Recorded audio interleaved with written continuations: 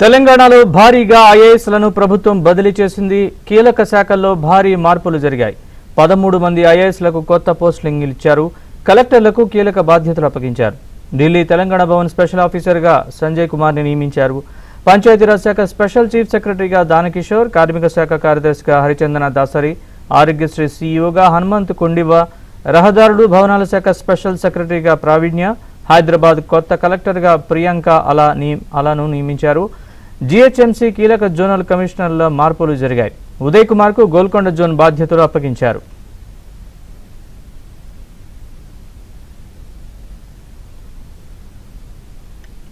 తెలంగాణలో ఐఏఎస్ల బదిలీలకు సంబంధించిన పూర్తి వివరాన్ని మా ప్రతినిధి నర్సింగ్ అందిస్తారు.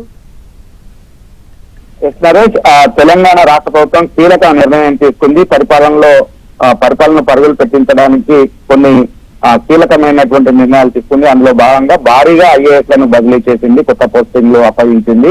ఇటు సచివాలయంలోని కీలకమైనటువంటి శాఖ కార్యదర్శులకి ట్రాన్స్ఫర్ చేసింది, కొత్త పోస్టింగ్లు ఇచ్చింది. అదేవిధంగా పలు జిల్లాలకు కలెక్టర్లను ట్రాన్స్ఫర్ చేసింది, కొత్త స్థానాల్లో నియమించింది. అదేవిధంగా జిహెచ్ఎంసీ పరిధిలోని జోనల్ కమిషనర్లని ఐఏఎస్ అధికారులను కూడా బదిలీ చేసింది. ఈ రాష్ట్ర సెక్రటరియట్ కు సంబంధించి కీలకమైనటువంటి శాఖల్లో పనిచేస్తున్నటువంటి 13 మంది ఐఏఎస్ అధికారులని ట్రాన్స్ఫర్ చేసింది. అందులో ముఖ్యంగా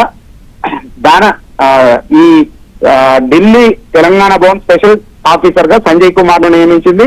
అదేవిధంగా పంచాయతీరాజ్ శాఖకు దానకిషోర్ ను స్పెషల్ చీఫ్ సెక్రటరీగా నియమించింది.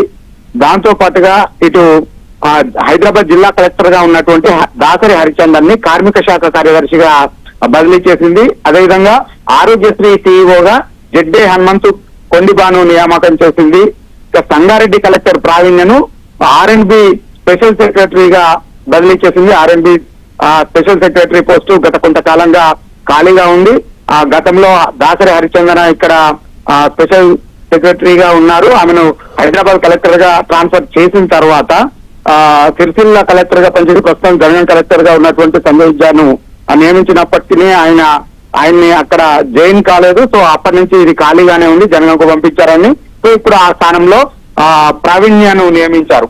ఇక అంతేకాకుండా తెలంగాణలోని కలెక్టర్లలో హైదరాబాద్ కలెక్టర్ గా ప్రియాంక అలం నియమించారు.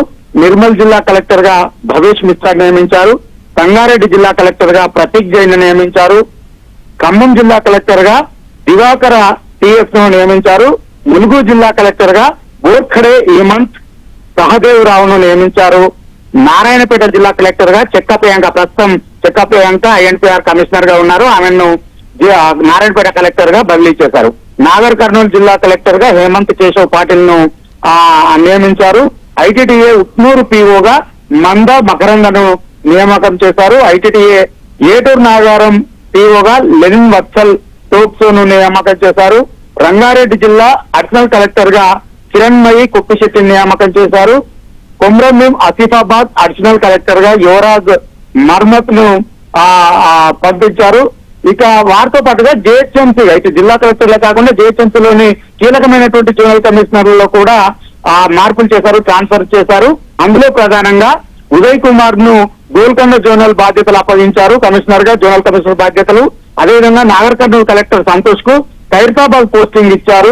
ఈ విధంగా యువ ఐఏఎస్ అందరికీ కూడా జిహెచ్ఎంసీలో కీలకమైనటువంటి బాధ్యతల్ని అప్పగించారు. ఇది చార్మినార్ నుంచి రాజేంద్ర నగర్ కు శ్రీనివాస్ రెడ్డిని ట్రాన్స్ఫర్ చేశారు. ఈ విధంగా ఒకే రోజు కీలకమైనటువంటి నిర్ణయాలు తీసుకుని భారీగా ఐఏఎస్ అధికారులను ట్రాన్స్ఫర్ చేసింది.